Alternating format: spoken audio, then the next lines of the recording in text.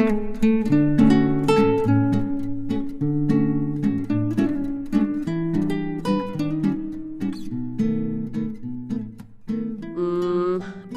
এই গভীর বিশ্লেষণে যারাই আমাদের সাথে যুক্ত হয়েছেন সবাইকে স্বাগত জানাচ্ছি। আজ আমরা এমন একটা বিষয় নিয়ে বসছি যা এই মুহূর্তের বৈশ্বিক রাজনীতির সবচেয়ে আলোচিত, জটিল আর সত্যি বলতে অত্যন্ত ভয়ঙ্কর একটা অধ্যায়। হ্যাঁ, আর এই কারণে আজকের আলোচনাটা অন্যান্য দিনের চেয়ে একটু অন্যরকম হতে যাচ্ছে। একদমই তাই। আজকের এই আয়োজনে আমরা বেশ কিছু খুব গুরুত্বপূর্ণ সোর্স বা তথ্যসূত্র একসাথে করেছি। মানে হাউস অফ কমন্স লাইব্রেরির মতো থিঙ্ক ট্যাঙ্ক রিপোর্ট আছে, ISW বা institute for the study of ওয়ারের সামরিক আপডেটগুলো আছে। সাথে কিন্তু আমরা বেশ কয়েকটা বিশ্লেষণাত্মক ইউটিউব ভিডিও দেখেছি, কিছু গভীর বিশ্লেষণ। হ্যাঁ, আর ঐতিহাসিক প্রেক্ষাপটটা ভালোভাবে বোঝার জন্য ব্রুকিংস ইনস্টিটিউশন এবং জিনসার ঐতিহাসিক নথিপত্রগুলো আমরা ঘেঁটে দেখেছি। তো আজকের আলোচনার মূল লক্ষ্য বা বলা যায় আমাদের মিশনটা হচ্ছে ইরানকে সম্পূর্ণভাবে ডিকোড করা।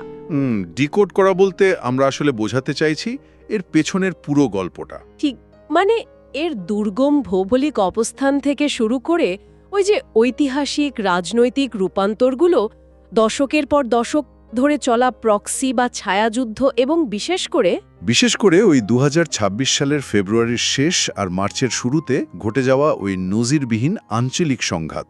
একদম তাই। ওই সংঘাতের পেছনের আসল প্রেক্ষাপটটা গভীরভাবে বোঝাই আমাদের কাজ। তবে আলোচনার শুরুতেই একটা বিষয় একটু পরিষ্কার করে নেওয়া দরকার। হ্যাঁ, এটা এই ধরনের ভূ রাজনৈতিক বিশ্লেষণের ক্ষেত্রে অত্যন্ত জরুরি। দেখুন, আমাদের আজকের সোর্সগুলোতে নানা ধরনের রাজনৈতিক ও সংবেদনশীল মতাদর্শ থাকতে পারে, মানে নানা পক্ষের ন্যারেটিভ থাকতে পারে। ঠিক, কোনো সোর্স হয়তো সরাসরি যুক্তরাষ্ট্রের দৃষ্টিকোণ থেকে লেখা, কোনোটা হয়তো ইসরায়েলের, আবার কোনোটা সরাসরি ইরানের নিজস্ব বয়ান হতে পারে। আমরা কিন্তু আজকের এই আলোচনায় কোনো নির্দিষ্ট পক্ষের হয়ে কথা বলছি না। হ্যাঁ, বা কোনো মতাদর্শকে সমর্থনও করছি না। একদমই না। আমাদের একমাত্র উদ্দেশ্য হলো সোর্সগুলোতে থাকা তথ্য, ঐতিহাসিক দলিল আর ওই সামরিক বিশ্লেষণগুলো সম্পূর্ণ নিরপেক্ষভাবে তুলে ধরা, যাতে করে যারা শুনছেন তারা কোনো রকম পক্ষপাতিত্ব ছাড়াই নিজেদের মতো করে একটা পরিষ্কার ধারণা গঠন করতে পারেন। তো এই নিরপেক্ষ জায়গা থেকেই ভূ রাজনীতির সবচেয়ে মৌলিক বিষয়টা দিয়ে শুরু করা যাক, আর সেটা হচ্ছে ভূগোল। কারণ যে কোনো দেশের সামরিক আচরণ বুঝতে হলে সবার আগে তার মানচিত্র বুঝতে হয়, তাই না? একদম। ইরানের ক্ষেত্রে এই ভৌগোলিক বাস্তবতা চিত্রটা আসলে কেমন? মানে সোর্সগুলো ঘাটলে একটা অদ্ভুত ব্যাপার দেখা যায়। ইরান যেন আক্ষরিক অর্থেই একটা প্রাকৃতিক দুর্গ। ঠিক তাই। ইরানের ভূগোলই দেশটির সবচেয়ে বড় রক্ষা কবচ হিসেবে কাজ করে। সোর্সগুলো বারবার জগ্রস পর্বতমালার কথা উল্লেখ করেছে। ওই যে বিশাল পর্বতমালাটা? হ্যাঁ, এই বিশাল আর দুর্গম পর্বতসারি উত্তর পশ্চিমে তুরস্ক এবং ইরাকের সীমান্ত থেকে শুরু করে একদম দক্ষিণ পূর্বে হরমুজ প্রণালী পর্যন্ত প্রায় 1000 মাইলের বেশি এলাকা জুড়ে বিস্তৃত। 1000 মাইল! ভাবুন একবার, এটি ইরানকে বাইরের বিশ্ব থেকে এক ধরনের নিশ্ছিদ্র প্রাকৃতিক সুরক্ষা দেয়। মানে একটু কল্পনা করলে বিষয়টা পরিষ্কার হবে। দেশের বেশিরভাগ অংশই সমুদ্রপৃষ্ঠ থেকে প্রায় 1500 ফুট ওপরে অবস্থিত।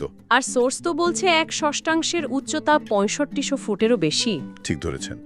তো এই দুর্গম পর্বত আর উঁচু মালভূমির কারণে ঐতিহাসিকভাবেই স্থলপথে ইরানে প্রবেশ করা বা দেশটা দখল করা যে কোনো বিদেশি সামরিক শক্তির জন্যই প্রায় অসম্ভব একটা কাজ। একদম অসম্ভব। কিন্তু দেখুন, এই প্রাকৃতিক সুরক্ষার একটা চরম মূল্যও কিন্তু ইরানকে প্রতিনিয়ত চোকাতে হয়। হ্যাঁ, আর সেই চরম মূল্যটা হচ্ছে প্রাকৃতিক দুর্যোগ, বিশেষ করে ভূমিকম্প। মানে ব্যাপারটা এমন যে পর্বতমালা তাদের শত্রুর হাত থেকে বাঁচায়, সেই একই ভূতাত্ত্বিক গঠন তাদের জন্য মৃত্যু ফাঁদও তৈরি করে রেখেছে। কারণ দেশটি মারাত্মকভাবে ভূমিকম্প প্রবণ। বিংশ শতাব্দীতেই তো রিক্টার স্কেলে 7 বা তার চেয়ে বেশি মাত্রার অন্তত 1 ডজন ভূমিকম্প আঘাত এনেছে সেখানে। সোর্স থেকে একটা অত্যন্ত মর্মান্তিক উদাহরণ দেওয়া যায় এখানে। ওই 2003 সালের বাম শহরের ঘটনাটা? হ্যাঁ, 2003 সালে পূর্ব কেরমান প্রদেশের প্রাচীন শহর বামে একটা ভয়াবহ ভূমিকম্প আঘাত হানে। ওই একটা ভূমিকম্পেই 2500 বছরের পুরনো ওই ঐতিহাসিক শহরটা মুহূর্তের মধ্যে ধ্বংসস্তূপে পরিণত হয়। আর 25,000-এর বেশি মানুষের প্রাণহানি ঘটেছিল। ভাবা যায়, এটা কিন্তু আমাদের মনে করিয়ে দেয় যে ইরানের ভেতরের জীবন কতটা কঠিন আর অনিশ্চিত। সত্যি তাই। ঠিক আছে, চলুন বিষয়টা খুলে দেখা যাক। ভূগোলের এই প্রাকৃতিক দেওয়াল কিভাবে আধুনিক ইতিহাসের সাথে মিলেমিশে এক অভূতপূর্ব রাজনৈতিক রূপান্তর ঘটিয়েছে তা বুঝতে হলে আমাদের একটু অতীতে ফিরে যেতে হবে। মানে বিংশ শতাব্দীর মাঝামাঝি সময়। হ্যাঁ, আমরা যদি ১৯৫১ সালের দিকে তাকাই, আধুনিক মধ্যপ্রাচ্যের ইতিহাসের একটা বড় টার্নিং পয়েন্ট তৈরি হয়েছিল তখন। তৎকালীন প্রধানমন্ত্রী মোহাম্মদ মোসাদ্দেক, যিনি ইরানে অত্যন্ত জনপ্রিয় একজন গণতান্ত্রিক নেতা ছিলেন, একদম, তিনি একটা যুগান্তকারী সিদ্ধান্ত নেন। তিনি ব্রিটিশদের হাতে থাকা অ্যাংলো ইরানিয়ান অয়েল কোম্পানিকে জাতীয়করণ করেন। আর বলে রাখা ভালো, এই কোম্পানিটি কিন্তু পরবর্তীতে ব্রিটিশ পেট্রোলিয়াম বা বিপি নামে পরিচিত হয়। হ্যাঁ, ওই একই কোম্পানি। তো মোসাদ্দেকের এই পদক্ষেপের মূল কারণ ছিল ইরানের মহামূল্যবান তেল সম্পদের ওপর থেকে বিদেশি নিয়ন্ত্রণ দূর করা। তিনি চেয়েছিলেন সাধারণ মানুষের জন্য দেশের অর্থনীতিকে শক্তিশালী করতে। এখানে সবচেয়ে চমকপ্রদ বিষয়টি হল পশ্চিমা বিশ্ব এই জাতীয়করণকে কিভাবে নিয়েছিল। ব্রুকিংস ইনস্টিটিউশন আর জিনসার ঐতিহাসিক নথিপত্রগুলো থেকে খুব পরিষ্কারভাবে দেখা যায় যে মোসাদ্দেকের এই তেল জাতীয়করণের কারণে ব্রিটিশ সরকার মারাত্মকভাবে ক্ষুব্ধ হয়। তারা তো তাদের বিশাল একটা আয়ের উৎস হারাচ্ছিল। ঠিক, তারা অনুধাবন করে যে একা এটা সামাল দেওয়া সম্ভব নয়, তাই তারা যুক্তরাষ্ট্রের সাথে হাত মেলায়। সোর্সের তথ্য অনুযায়ী ১৯৫৩ সালে মার্কিন গোয়েন্দা সংস্থা সিআইএ এবং ব্রিটিশ MI6 মিলে একটা অত্যন্ত গোপনীয় অভিযান পরিচালনা করে, যার নাম ছিল অপারেশন অ্যাজাক্স। হ্যাঁ, অপারেশন অ্যাজাক্স। এই সুপরিকল্পিত অভ্যুত্থানের মাধ্যমেই গণতান্ত্রিকভাবে নির্বাচিত প্রধানমন্ত্রী মোসাদ্দেককে ক্ষমতাচ্যুত করা হয়। শুধু তাই নয়, তাকে তো রাষ্ট্রদ্রোহিতার অভিযোগে বন্দীও করা হয়। একদম, এবং তাকে বাকি জীবন গৃহবন্দী দশায় রাখা হয়। এরপর পশ্চিমা দেশগুলো তাদের পছন্দের শাসক মোহাম্মদ রেজা শাহ পাহলভীকে পুনরায় ক্ষমতায় বসায়। আর এর বিনিময়ে পশ্চিমা তেল কোম্পানিগুলো আবারও ইরানের তেলের ওপর নিজেদের নিরঙ্কুশ নিয়ন্ত্রণ ফিরে পায়। ঠিক তাই। কিন্তু এই ঘটনাটাকে শুধু একটা সাধারণ সরকার পরিবর্তন বা রাজনৈতিক রদবদল হিসেবে দেখলে বড় ভুল হবে। এই একটা ঘটনা পুরো ইরানের মনস্তত্ত্ব বদলে দিয়েছিল, গভীরভাবে বদলে দিয়েছিল। সোর্সগুলো খুব স্পষ্টভাবে বিশ্লেষণ করেছে যে মোসাদ্দেকের এই পতন সাধারণ ইরানিদের মনে পশ্চিমাদের প্রতি, বিশেষ করে যুক্তরাষ্ট্র আর ব্রিটেনের প্রতি এক গভীর অবিশ্বাস এবং তীব্র জাতীয়তাবাদের জন্ম দেয়। তাদের মনে গেঁথে যায় যে পশ্চিমা শক্তিগুলো কখনোই ইরানকে স্বাধীনভাবে মাথা তুলে দাঁড়াতে দেবে না। আর এই অবিশ্বাসের বীজই কিন্তু ধীরে ধীরে জনরোষে পরিণত হয়, যার চূড়ান্ত পরিণতি বিশ্ব দেখতে পায় আরও ২৫ বছর পর, ১৭৮৯ সালের সেই প্রবল ইসলামিক বিপ্লবে। হ্যাঁ, ১৯৫৩ সালের সেই ক্ষোভ আর শাহের দমন পীড়নমূলক শাসনের বিরুদ্ধেই মূলত ওই গণ অভ্যুত্থান ঘটে। শাহ তো তখন দেশ ছেড়ে পালাতে বাধ্য হন। একদম। এরপর আয়াতুল্লাহ রুহুল্লাহ খোমেনির নেতৃত্বে ইরানে শিয়া ধর্মভিত্তিক শাসন ব্যবস্থা কায়েম হয়। কিন্তু নতুন এই ইসলামিক প্রজাতন্ত্র যখন সদ্য নিজেদের গুছিয়ে নেওয়ার চেষ্টা করছে, রাষ্ট্র কাঠামো যখন ভঙ্গুর, ঠিক তখনই একটা ভয়াবহ আঘাত আসে। ১৯৮০ সালের সেপ্টেম্বর সাদ্দাম হোসেনের নেতৃত্বাধীন ইরাক বিনা উস্কানিতে ইরানে আক্রমণ করে বসে। আর শুরু হয় আধুনিক ইতিহাসের অন্যতম দীর্ঘ আর রক্তক্ষয়ী একটা সংঘাত, ৮ বছর ব্যাপী ইরান ইরাক যুদ্ধ, যা ১৯৮৮ সাল পর্যন্ত চলেছিল। সোর্স বলছে প্রথম বিশ্বযুদ্ধের পর এমন ট্রেঞ্চ যুদ্ধ বিশ্ব আর দেখেনি। আর এই যুদ্ধে প্রায় ১০ লাখ মানুষের প্রাণহানি ঘটেছিল। ১০ লাখ, এটা একটা বিশাল সংখ্যা। শুধু প্রাণহানির সংখ্যা দিয়েই কিন্তু এই যুদ্ধের ভয়াবহতা বোঝানো যাবে না। যুদ্ধের প্রেক্ষাপটটা বিশ্লেষণ করলে বোঝা যায় কেন আজকের ইরান সামরিকভাবে এতটা আগ্রাসী। কারণ একদিকে ছিল সাদ্দাম হোসেনের ইরাক, যাদের পেছনে ছিল যুক্তরাষ্ট্র, সোভিয়েত ইউনিয়ন, পশ্চিমা বিশ্ব এবং এমনকি পার্শ্ববর্তী আরব দেশগুলো সরাসরি সমর্থন। হ্যাঁ, সামরিক এবং আর্থিক উভয় সমর্থনই ছিল। আর অন্যদিকে ছিল ইরান, যারা বিপ্লবের কারণে তখন আন্তর্জাতিকভাবে সম্পূর্ণ বন্ধুহীন, একাকী এবং অবরুদ্ধ। ইরান যখন অত্যাধুনিক পশ্চিমা অস্ত্র আর রাসায়নিক অস্ত্র ব্যবহার করে ইরানের শহরগুলোতে একের পর এক হামলা চালাচ্ছিল, তখন ইরান একটা নির্মম সত্য বুঝতে পারে। যে প্রচলিত বা কনভেনশনাল যুদ্ধে তারা কোনোভাবেই বাকি বিশ্বের সাথে টিকতে পারবে না। একদম। আর এখানেই জন্ম হয় ইসলামিক রেভলিউশনারি গার্ড কর্পস বা IRGC এর, যাদের মূল কাজ শুধু দেশের সীমান্ত রক্ষা নয়, বরং যে কোনো মূল্যে ইসলামিক বিপ্লবকে টিকিয়ে রাখা। আমরা যদি একে বৃহত্তর প্রেক্ষাপটের সাথে যুক্ত করি, তাহলে দেখব এই নিদারুণ একাকিত্ব আর অস্তিত্ব রক্ষার সংগ্রাম থেকেই ইরানের নতুন সমরকৌশলের জন্ম হয়। ইরান উপলব্ধি করে যে পশ্চিমা সামরিক শক্তির বিরুদ্ধে সরাসরি যুদ্ধ করা অনেকটা আত্মহত্যার শামিল। আর এই উপলব্ধি থেকেই তারা অ্যাসিমেট্রিক ওয়ারফেয়ার বা অসম যুদ্ধ এবং গ্রে জোন কৌশলের দিকে ঝুঁকে পড়ে। এই গ্রে জোন কৌশলটা বোঝা অত্যন্ত গুরুত্বপূর্ণ। এটি এমন এক ধরনের সংঘাত যা সরাসরি যুদ্ধের সীমানার ঠিক নিচ দিয়ে চলে। মানে সরাসরি যুদ্ধ ঘোষণা না করে প্রতিপক্ষকে ক্রমাগত রক্তক্ষরণে বাধ্য করা। ঠিক। ইরান বুঝতে পারে নিজেদের সীমানার বাইরে এমন কিছু প্রক্সি বা ছায়াশক্তি তৈরি করতে হবে যারা তাদের হয়ে লড়াই করবে। কিন্তু এর সরাসরি দায়ভার তেহরানকে নিতে হবে না। হ্যাঁ, সোর্স বলছে এর সবচেয়ে সফল উদাহরণ হল 1982 সালে লেবাননে হিজবুল্লাহর প্রতিষ্ঠা। এটা ছিল IRGC এর একটা মাস্টার স্ট্রোক। এই গ্রে জোন কৌশলটাকে একটু সহজভাবে বলা যায়, ধরুন পাড়ায় দুটি শক্তিশালী পক্ষের মধ্যে প্রবল দ্বন্দ্ব চলছে, কিন্তু তারা সরাসরি মারামারিতে জড়ালে পুলিশ আসবে বা নিজেদের বড় ক্ষতি হবে। তাই তারা নিজেরা সরাসরি না লড়ে অন্য কাউকে দিয়ে নিজেদের কাজ হাসিল করছে। চমৎকার একটা উদাহরণ। ঠিক এই কাজটাই ইরান শুরু করে মধ্যপ্রাচ্য জুড়ে। আর একই সাথে ইরান মনোযোগ দেয় আরেকটা দিকে, তাদের নিজস্ব মিসাইল প্রোগ্রামে। হ্যাঁ, কারণ ইরান ইরাক যুদ্ধের সময় সাদ্দাম হোসেন যখন ইরানের শহরগুলোতে মিসাইল বৃষ্টি ঝরাচ্ছিল, তখন ইরানের কাছে পাল্টা জবাব দেওয়ার মতো কোনো অস্ত্র ছিল না। আন্তর্জাতিক নিষেধাজ্ঞার কারণে তো তারা কোনো যুদ্ধবিমানও কিনতে পারছিল না। একদমই তাই। সোর্স বলছে সেই চরম অসহায়ত্ব থেকেই ইরান তাদের বিশাল মিসাইল ভান্ডার গড়ে তোলে, যা মূলত তাদের ফ্লাইং আর্টিলারি হিসেবে কাজ করে। উদাহরণস্বরূপ ফাতে 110-এর কথা বলা যায়। এটি সলিড ফুয়েল বা কঠিন জ্বালানি চালিত অত্যন্ত নির্ভুল একটা মিসাইল, যা যে কোনো মুহূর্তে লঞ্চ করা যায়। এর আধুনিক সংস্করণের নাম কিন্তু জুলফিকার, যার পাল্লা 700 কিলোমিটার। এছাড়াও রয়েছে কিয়াম মিসাইল, যা তরল জ্বালানি চালিত এবং 700 থেকে 1000 কিলোমিটার পর্যন্ত আঘাত হানতে সক্ষম।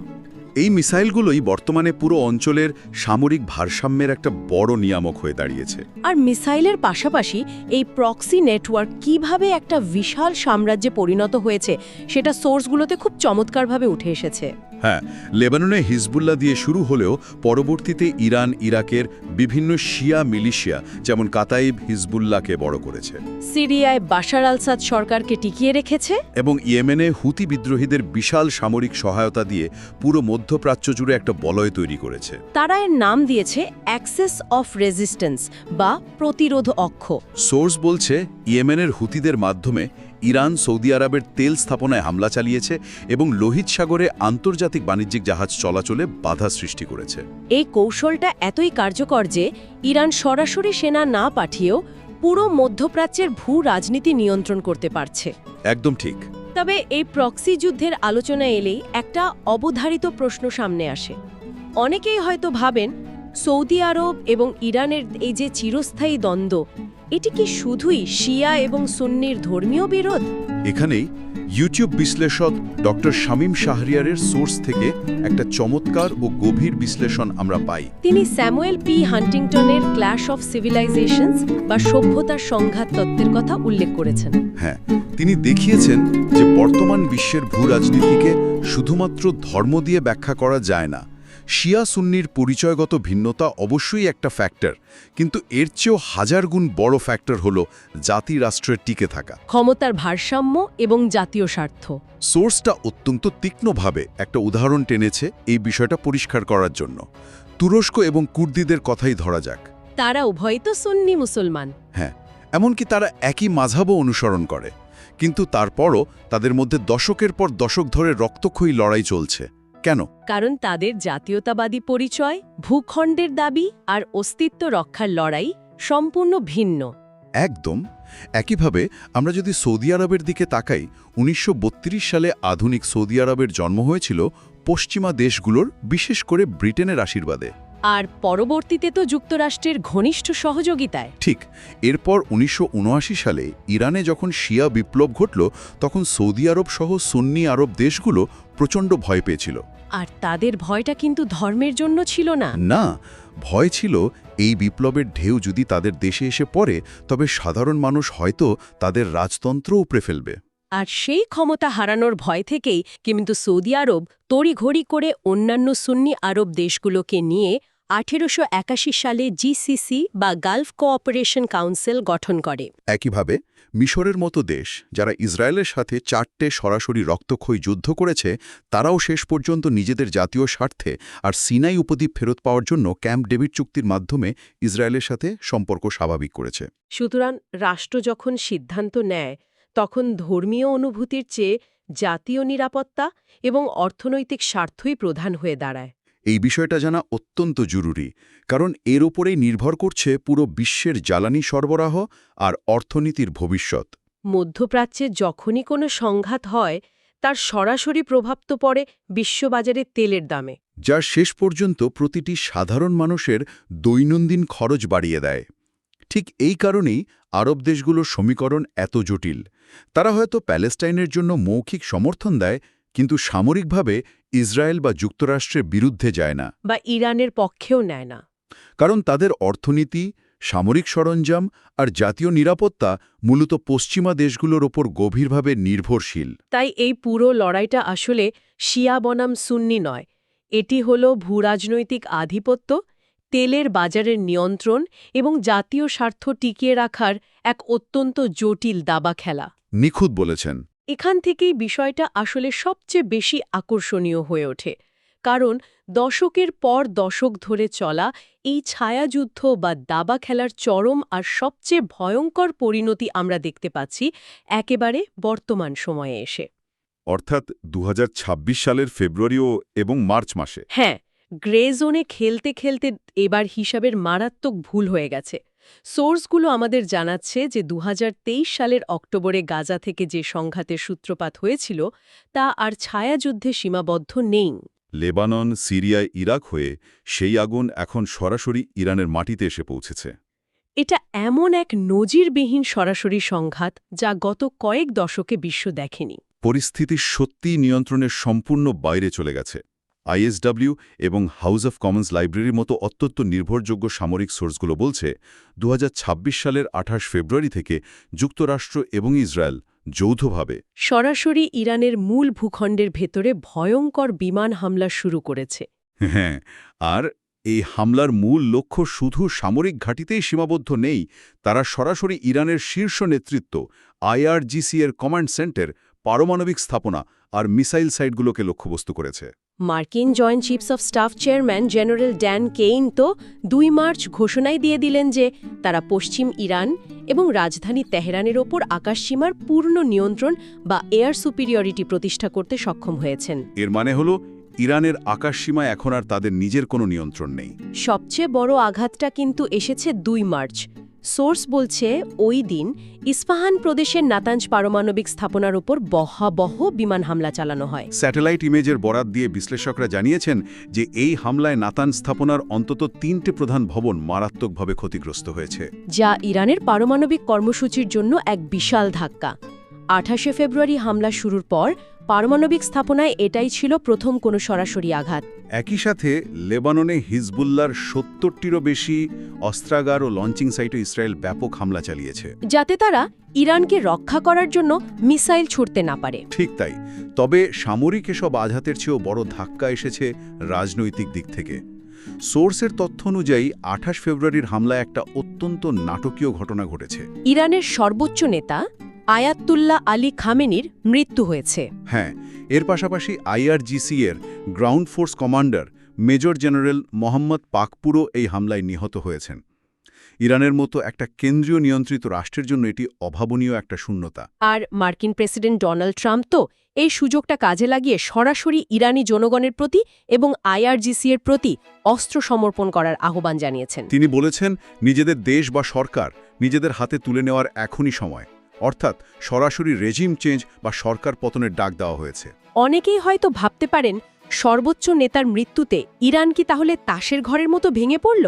কিন্তু YouTube source Ovi and new আমাদের একটা সম্পূর্ণ ভিন্ন এবং কাঠামোগত দিক দেখাচ্ছে। সোর্সটা বলছে ইরান কোনো সাধারণ বা ব্যক্তিকেন্দ্রিক রাষ্ট্র নয় যে এক নেতার মৃত্যুতেই পুরো কাঠামো ধসে পড়বে। তাদের শাসন ব্যবস্থায় সবসময় 4 স্তরের বা 4 লেভেলস অফ সাকসেশন পরিকল্পনা প্রস্তুত থাকে। মানে যে কোনো গুরুত্বপূর্ণ নেতার জন্য 4 জন বিকল্প নেতা আগে থেকেই ঠিক করা থাকে, যাতে চেইন অফ কমান্ড কখনোই ভেঙে না পড়ে। এবং আমরা তার প্রমাণও সরাসরি দেখতে পাচ্ছি এই সংকটের মাঝেই। সোর্স বলছে 1 মার্চ রাতেই ইরানে অত্যন্ত গোপনীয়তার সাথে একটা 3 সদস্যের ট্রানজিশনাল কাউন্সিল বা অন্তর্বর্তীকালীন পরিষদ গঠন করা হয়েছে। সংবিধান অনুযায়ী এই কাউন্সিলে রয়েছেন বর্তমান প্রেসিডেন্ট, বিচার বিভাগের প্রধান এবং গার্ডিয়ান কাউন্সিলের একজন শীর্ষ সদস্য, যার নাম আলী রেজা আরাফি। সোর্সগুলো এও ধারণা করছে যে 88 সদস্যের অ্যাসেম্বলি অফ এক্সপার্টস হয়তো ইতোমধ্যেই নতুন একজন সর্বোচ্চ নেতা নির্বাচন করে ফেলেছেন। কিন্তু চলমান এই ভয়াবহ হামলার কারণে রাষ্ট্রীয় নিরাপত্তার স্বার্থে সেই নামটা অত্যন্ত গোপন রাখা হয়েছে। আর এটা ভাবার তো কোনো কারণই নেই যে সর্বোচ্চ নেতার মৃত্যুতে ইরান চুপ করে বসে আছে। অস্তিত্ব রক্ষার এই লড়াইয়ে তারা তীব্র পাল্টা জবাব দিচ্ছে। হ্যাঁ, সোর্সগুলো জানাচ্ছে ইরান এবার শুধু ইসরায়েলের দিকেই মিসাইল ছুটছে না, বরং তাদের লক্ষ্য এখন আরও বিস্তৃত। বাহরাইন, কাতার, কুয়েত এবং সংযুক্ত আরব আমিরাতে থাকা মার্কিন সামরিক ঘাঁটিগুলোতে শত শত ড্রোন ও মিসাইল দিয়ে হামলা চালাচ্ছে ইরান। এমনকি জর্ডান ও ইরাকে থাকা মার্কিন ঘাঁটিও তাদের লক্ষ্যবস্তু হচ্ছে। ইরান পরিষ্কার জানিয়ে দিয়েছে যেসব আরব দেশ তাদের আকাশসীমা বা সামরিক ঘাঁটি যুক্তরাষ্ট্রকে ব্যবহার করতে দেবে, তারাও এই যুদ্ধের সরাসরি অংশ বা শত্রু হিসাবে বিবেচিত হবে। ইরানের এই পাল্টা আঘাতের কারণ কিন্তু অত্যন্ত স্পষ্ট এবং কৌশলগত। তারা জানে সামরিক শক্তিতে তারা যুক্তরাষ্ট্রের সমকক্ষ নয়। তাই তারা আন্তর্জাতিক শিপিং রুট, বিশেষ করে হরমুজ প্রণালী আর পারস্য উপসাগরে বাধা সৃষ্টি করে বিশ্ববাণিজ্যে অচলাবস্থা তৈরি করতে চাইছে।